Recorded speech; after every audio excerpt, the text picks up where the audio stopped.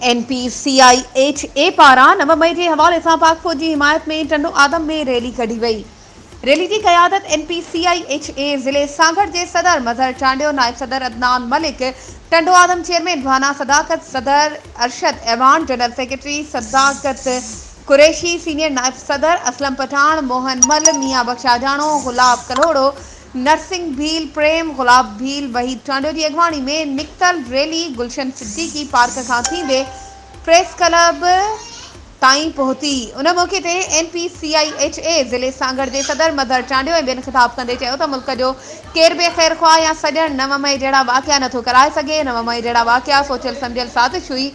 Mother Chandio वधीक चयो त अॼु टंडो आदम में NPCIHA पारां पाक फौज जी हिमायत में रैली कढी 9 मई जहिड़नि बुज़दिलाना कार्रवाइयुनि जी मज़म्मत कई पई वञे। वधीक ख़बरुनि ऐं अपडेट्स जे लाइ असांजे चैनल खे सब्सक्राइब कयो ऐं हा, बेल आइकन खे प्रेस करणु न विसारिजो त जीअं असांजी हर नई अचण वारी वीडियो तव्हां ताईं पहुचे।